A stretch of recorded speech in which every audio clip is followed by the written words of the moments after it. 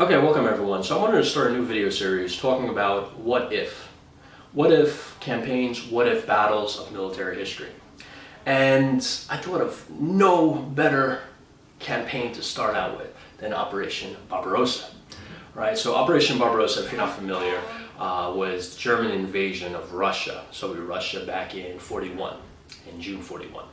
And it was a massive invasion, the largest the 20th century has ever seen. We're talking 4 million German soldiers, 3,000 tanks. Facing them was 2 to 3 million Russians, right, with thousands of their own tanks, and a reserve as high as 16 million altogether.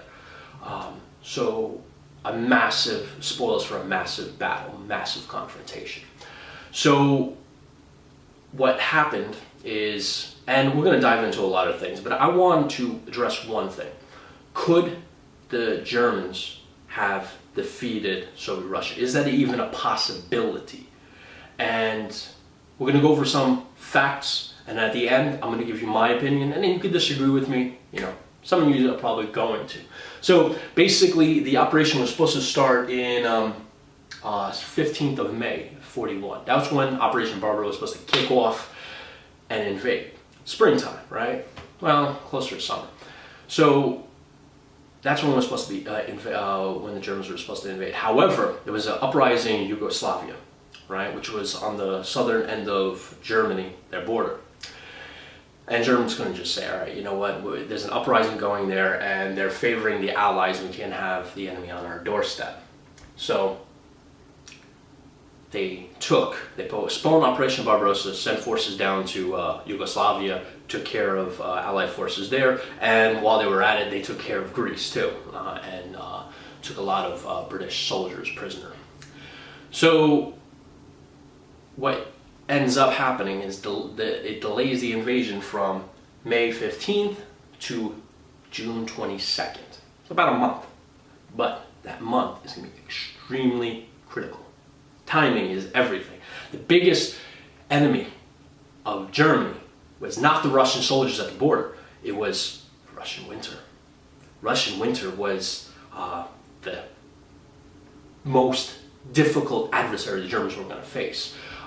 Primarily because, you know, they started out with summer uniforms. They were never given winter uniforms. Russians know how to fight in cold weather better than the Germans. So the odds sway to the Soviets as the war progresses, as time is technically in their hands. So let me plug in my laptop here before it drains out of power. So I told you the numbers, but there was a couple of problems. So timing is everything. Ready's been delayed over a month, right? Germans kick off, they make incredible progress. You know, they take Minsk, they take numerous cities along the way to Leningrad and Moscow, trapping huge numbers of Russian soldiers. Millions of Russian soldiers were captured with the German pincer movements. But the problem is, and you probably will notice this in, I noticed this in that old video series, well, it's not old, Band of Brothers. I'm thinking it's old because it's been a while since I saw it.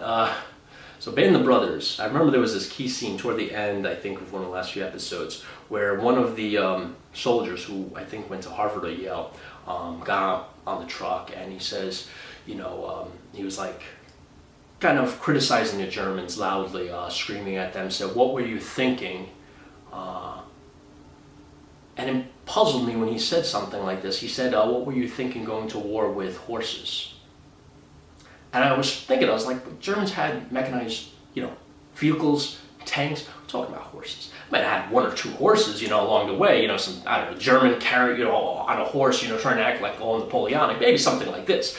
But the Germans used, you know, trucks and stuff like that. Upon further investigation, Operation Barbarossa, when they started it, yes, they did have panzers. And they did invade Russia with panzer groups, and there were some vehicles too, but the majority of the German army was using horses. I mean, you're probably going to see I'm doing World War II in color here. You can go see that on Netflix. A lot of the video footage, you see German soldiers walking to Russia. Walking to Russia. Very similar to the way Napoleon's soldiers marched in 1812, I believe. This is 1941, a century and a half later, and they're walking toward Russia. And their logistics, their supplies being brought by ox and horse. So when I saw this on Band of Brothers and I looked at it further, the Germans invaded Russia with horses in 41. It's incredible. It tells you a lot. It tells you a lot about the state, the German army. You know, we always thought the German army, well, at least some people have it in their minds that the German army in 41 was mechanized, the best the world has yet seen, trucks, best tanks. But no, they had some good tanks, but it was just their operations, their planning, their use of air and land in blitzkrieg that won them the victories and some great generals that they had. But they didn't have an invincible army. Their army was old. And I mean, a lot of the German soldiers had uniforms dating back to World War I. I mean, if you see their helmets, I believe they look identical to World War I standards. I mean, they weren't as advanced. They only began remobilization of the military a few years earlier, you know. So, yeah. Well, the Allies had, were building their military, or at least advancing it since World War I, and were not restricted by, peace agreements which the Germans had to sign during World War I, at the end of World War I. So anyway, we're going to go over a couple of problems, key problems that the Germans had in Operation Barbarossa. So the first one would be as they were, the Yugoslavian uprising. That was the first one. The second biggest critical problem was when Army Group Center was a few hundred miles from Moscow. And it was, they were within striking distance of Moscow. And Army Group South, which was heading toward Kiev, and they were slow, and they couldn't take Kiev. Difficulties. So Hitler took Guderian's panzer group and sent them south.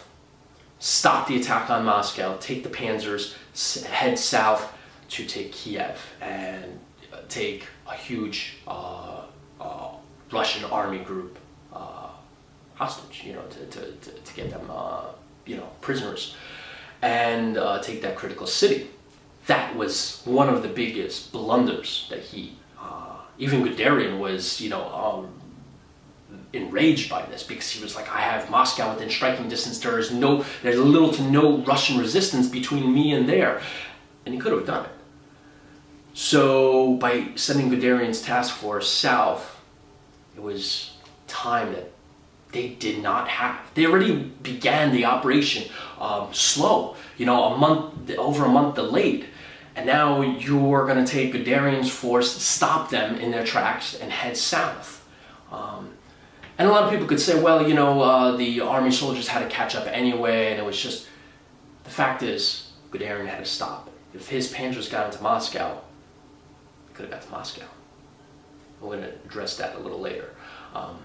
So that was the biggest biggest blunder in midway through the operation. And I would have to say, I'm trying to go through this list here that I have. So, yeah, I think that was the biggest blunder. Also having an entire army, 4 million men dependent on horses, was another blunder. Your army was, the German army was not capable of, the way the warfare was going was the panzers flew ahead to do pincer movements. And if you're not familiar with what a pincer movement is, if the enemy's here, and my hands are basically panzer tanks, the enemy's here holding a line here, panzers would go around and basically encircle them while the soldiers fought and basically captured them in a nice bubble and took a prisoner. That's the way it was working. And the panzers would travel at such great lengths, but the soldiers were moving obviously very slow, because you're walking into Russia. We're talking about hundreds to thousands of miles walking, doing this while the tanks go there, and there'll be huge swaths of empty space. So it was definitely, I would say that was a blunder. When the U.S. attacked, they had tanks, they had mechanized vehicles, right, that can keep up with the tanks, and they had trucks that were not armored, but you can get on there and move pretty fast to a place. So the majority of the American army had good method of transportation. The Russians were getting, during the Eastern Front, were getting U.S. Lend-Lease trucks. So when they were doing their offensive, they were not walking to Germany. They actually had transportation. And think about it, when you're walking to Russia, that's taking a toll. It's summer, and the Russian summers get really hot. And you're carrying all this gear on you, and you're walking thousands miles. It's a lot. So anyway, so basically, wrapping this up, going into a what if. What if the Germans got to Moscow? What if it started on May 15th and Hitler never sent Guderian's task force south and they got to Moscow, let's say in August, right? And the Russian winter didn't stop them. Would that have made a difference? No. I don't think it would have made a difference. And I'll tell you why. Because it's been done before. Napoleon in 1812 got to Moscow. He routed the Cossacks numerous times and got to Moscow. And you know what the Russians did? They were like, okay, you have Moscow. And we're going to wait. And as Napoleon's soldiers starved,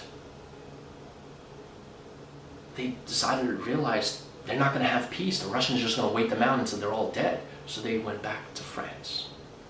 So I think what would eventually happen is there was no way Germany would have been able to win against Soviet Russia. It's just too vast of a land. The Russians would have just retreated to the Urals. And once the Germans got to the Urals, they would have just retreated even further, extending those German supply lines and making them use more horses to draw the supplies. And then you have partisans that would have, disrupted the supply lines. It would have never worked. It would have never worked. Russia is just too vast. So that's my opinion on Operation Barbarossa.